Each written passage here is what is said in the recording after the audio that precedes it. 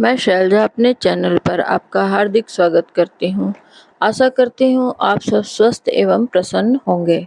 आज मैं श्री गर्म संहिता के 6वें अध्याय में काल नेमी अंश से उत्पन्न कंस के महान बल पराक्रम और दिग्विजय का वर्णन करूंगी।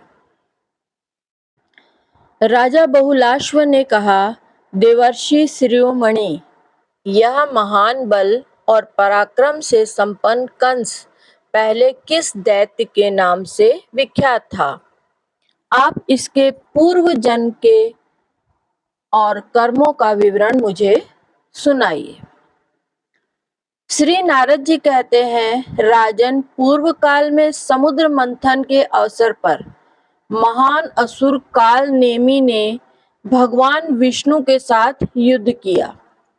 उस युद्ध में भगवान ने उसे बलपूर्वक मार डाला। उस समय शुक्राचार्य जी ने अपनी संजीवनी विद्या के बल से उसे पुनः जीवित कर दिया। तब वह पुनः भगवान विष्णु से युद्ध करने के लिए मन ही मन उद्योग करने लगा। उस समय वह दानव मंदराचल पर्वत के समीप तपस्या करने लगा। प्रतिदिन दूब का रस पीकर उसने देवेश्वर ब्रह्मा की आराधना की। देवताओं के काल मान से 100 वर्ष बीत जाने पर ब्रह्मा जी उसके पास आए। उस समय काल नेमी के शरीर में केवल हड्डियां ही रह गई थी और उस पर दीमकें चढ़ गई थी। ब्रह्मा जी ने उससे कहा, वर मांगो। काल नेमी ने कहा, इस ब्रह्मांड में जो जो महाबली देवता स्थित हैं, उन सब के मूल भगवान विष्णु हैं। उन संपूर्ण देवताओं के हाथ से भी मेरी मृत्यु न हो। ब्रह्मा जी ने कहा, दैत्य, तुमने तो यह उत्कृष्ट वर मांगा है। वह तो अत्यंत दुर्लभ है, तथापि किसी दूसरे समय तुम्हें यह प्राप्त हो सकता है। मेरी वाणी कभी झूठी नहीं हो सकती। श्री नारद जी कहते हैं, राजन, फिर वही काल नेमी नामक असुर पृथ्वी पर उग्रसेन की स्त्री पद्मावती के गर्भ से उत्पन्न हुआ। कुमार अवस्था में ही वह बड़े बड़े पहलवानों के साथ कुश्ती लड़ा करता था। एक समय की बात है, मगध राज जरासंध दिग्विजय के लिए निकला। यमुना नदी के निकट इधर उधर उसकी छावनी पड़ गई। उसके पास कुवलयापीड नामक एक हाथी था, जिसमें 1000 हाथियों के समान शक्ति थे। उसके गंड स्थल से मद चू रहा था। एक दिन उसने बहुत सी सांकलों को तोड़ डाला और शिविर से बाहर की ओर दौड़ चला। शिविरों, ग्रहों और पर्वतीय तटों को तोड़ता फोड़ता हुआ वह उस रंगभूमि या अखाड़े में जा धमका जहां कंस भी कुश्ती लड़ रहा था। उसके आने पर सभी शूरवीर भाग चले। उसे आया देख कंस ने उस हाथी की सूंड पकड़ी और पृथ्वी पर गिरा दिया। इसके बाद उग्रसेन पुत्र कंस ने कुवलयापीड को पुनः दोनों हाथों से पकड़कर घुमाया और जरासंध की सेना में, जो वहां से योजन दूर थी, फेंक दिया। मगध नरेश जरासंध कंस के इस अद्भुत बल को देखकर अत्यंत प्रसन्न हुआ और उसने अस्ति तथा प्राप्ति नामक अपनी 2 परम श्रेष्ठ कन्याओं का विवाह उसके साथ कर दिया। उस जरापुत्र ने 1 अरब घोड़े, 1 लाख हाथी, 3 लाख रथ और 10,000 दासियां कंस को दहेज में दी। कंस द्वंद्व युद्ध का प्रेमी था। उसने बाहुबल के मद से अकेला ही द्वंद्व युद्ध के लिए उन्मुक्त रहता था। वह अपने प्रचंड पराक्रमी वीर माहिष्मतीपुरी में गया। माहिष्मती नरेश के 5 पुत्र प्रख्यात मल्ल थे और मल्ल युद्ध में विजय पाने का हौसला रखते थे। उनके नाम थे चाणूर, मुष्टिक, कूट, शल और तोशल। कंस ने साम नीति का आश्रय ले प्रेम पूर्वक उनसे कहा, तुम लोग मेरे साथ मल्ल युद्ध करो।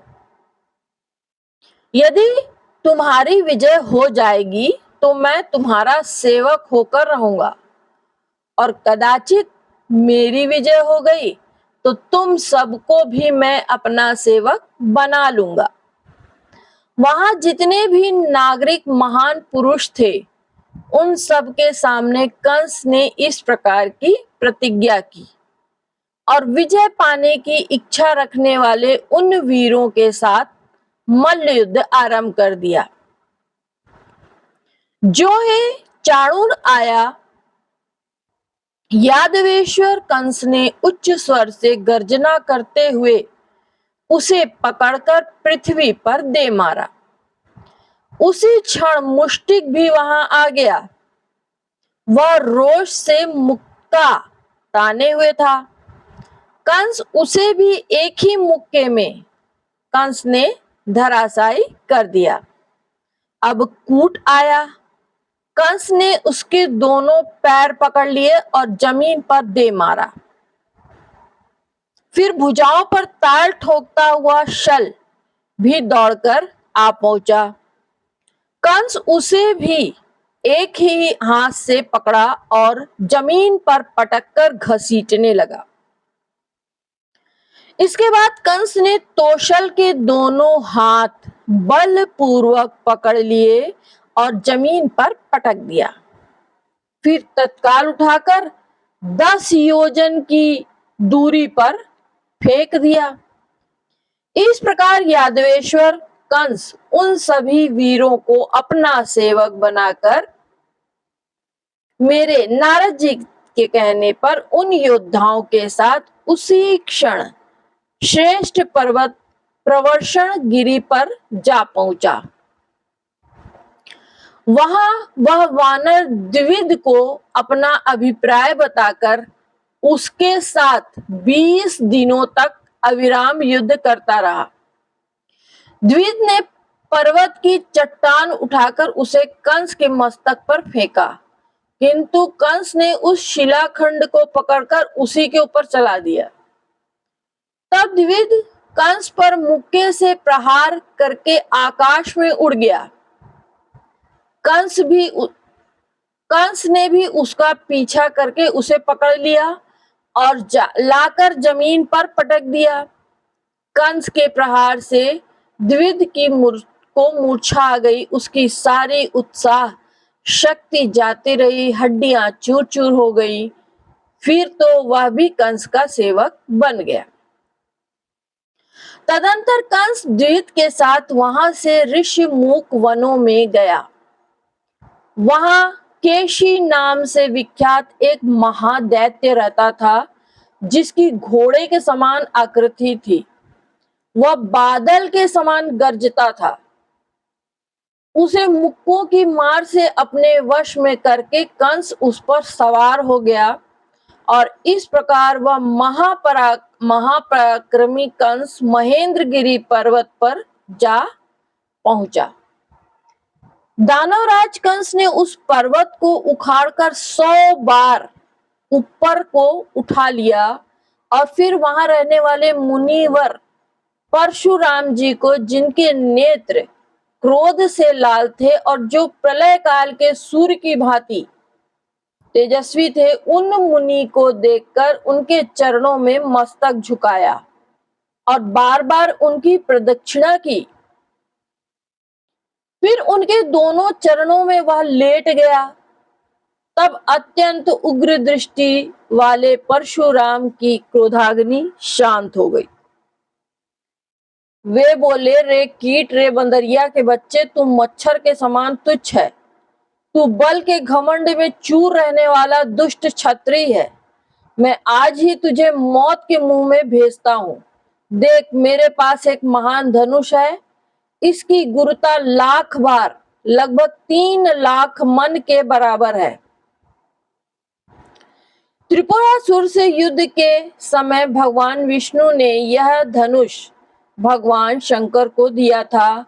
फिर क्षत्रियों का विनाश करने के लिए यह शंकर जी के हाथ से मुझे प्राप्त हुआ।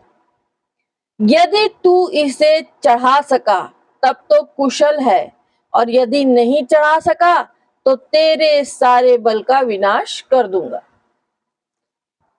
परशुराम जी की बात सुनकर कंस उस धनुष को, जो 7 ताड़ के बराबर लंबा था, उठा लिया और परशुराम जी के देखते देखते उसे लीला पूर्वक चढ़ा दिया। फिर कान तक खींच खींचकर उसे 100 बार फैलाया। उसकी प्रत्यंचा के खींचने से बिजली की गड़गड़ाहट के समान टंकार शब्द होने लगा। उसकी भीषण ध्वनि से सातों लोकों और पाताल के साथ पूरा ब्रह्मांड गूंज उठा। दिग्गज विचलित हो गए और तारागण टूट टूट कर जमीन पर गिरने लगे। फिर कंस ने धनुष को नीचे रख दिया और परशुराम जी को बार बार प्रणाम करके कहा, भगवान, मैं क्षत्रिय नहीं हूं, मैं आपका सेवक दैत्य हूं, आपके दासों का दास हूं। पुरुषोत्तम, मेरी रक्षा कीजिए। कंस की ऐसी प्रार्थना सुनकर परशुराम जी प्रसन्न हो गए और फिर वह धनुष उन्होंने कंस को ही दे दिया। श्री परशुराम जी बोले, यह धनुष भगवान विष्णु का है। इसे जो तोड़ देगा वही यहाँ साक्षात परिपूर्णतम पुरुष है। उसी के हाथ से तुम्हारी मृत्यु होगी। श्री नारद जी कहते हैं, राजन, तदंतर बल के मद से उन्मुक्त रहने वाला कंस मुनिवर परशुराम जी को प्रणाम करके भूतल पर विचरने लगा। किन्हीं राजाओं ने उसके साथ युद्ध नहीं किया, सबने उसे जो कर देना स्वीकार कर लिया। अब कंस समुद्र के तट पे गया। वहां अघासुर नामक एक दानव रहता था, जो संपर्क सर्प के आकार का था। वह फुफकारता और लपलपाती जीभ से चाटता सा दिखाई देता था। वह आकर कंस को डसने लगा। यह देखकर पराक्रमी दैत्यराज ने निर्भयता पूर्वक उसे पकड़ा और धरती पर पटक दिया। फिर उसे अपने गले की माला बना लिया। उन दिनों पूर्व दिशावर्ती बंग देश में अरिष्ट नामक दैत्य रहता था, जिसकी आकृति विशालकाय बैल के समान थी। उस दैत्य के साथ कंस इस प्रकार जा भिड़ा जैसे एक हाथी के साथ दूसरा हाथी लड़ता है। वह दानव अपने सींगों से बड़े बड़े पर्वतों को उठाता और कंस के मस्तक पर पटक देता था। कंस भी उसी पर्वत को हाथ में लेकर अरिष्टासुर पर दे मारता था। उस युद्ध में दैत्यराज कंस ने मुक्के से अरिष्टासुर पर प्रहार किया, जिससे वह दानव मूर्छित हो गया और इस प्रकार उस अरिष्टासुर को पराजित करके उसके साथ ही कंस उत्तर दिशा की ओर चल दिया। प्राज्ञ ज्योतिषपुर के स्वामी महाबली भूमिपुत्र नरक के पास जाकर युद्धार्थी कंस ने उससे कहा, दैत्येश्वर, तुम मुझे युद्ध का अवसर दो। यदि संग्राम में तुम्हारी जीत हो गई तो मैं तुम्हारा सेवक बन जाऊंगा, और साथ ही मुझे विजय प्राप्त होने पर तुम सबको मेरा भृत्य बनना पड़ेगा।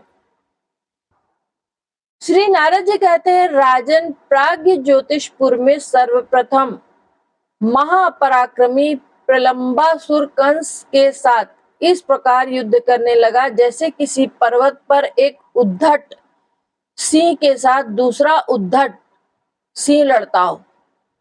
कंस ने उस मल्ल युद्ध में प्रलंबासुर को पकड़ा और पृथ्वी पर दे मारा। फिर उससे उठाकर प्राग ज्योतिषपुर के स्वामी भौमासुर के पास फेंक दिया। तदंतर धेनु नाम से विख्यात दानव ने आकर कंस को रोष पूर्वक पकड़ लिया।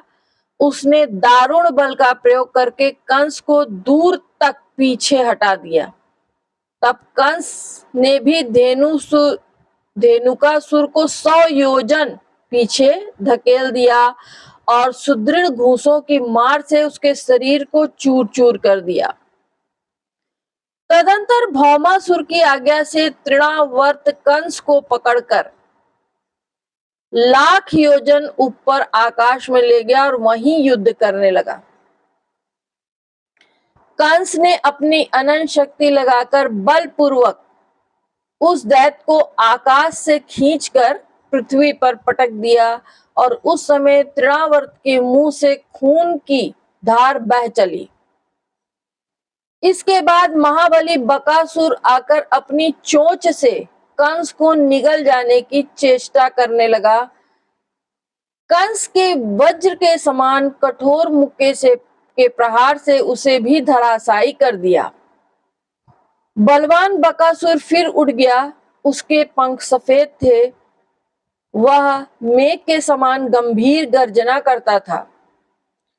क्रोध पूर्वक उड़कर तीखी चोंच वाले उस बकासुर ने कंस को निगल लिया। कंस का शरीर वज्र की भांति कठोर था।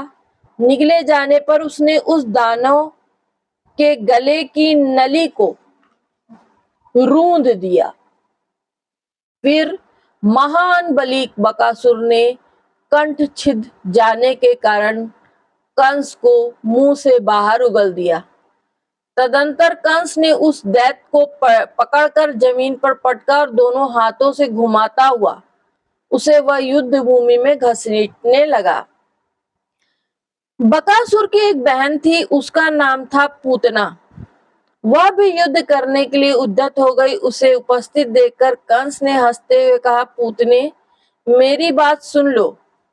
तुम स्त्री हो, मैं तुम्हारे साथ कभी भी लड़ नहीं सकता।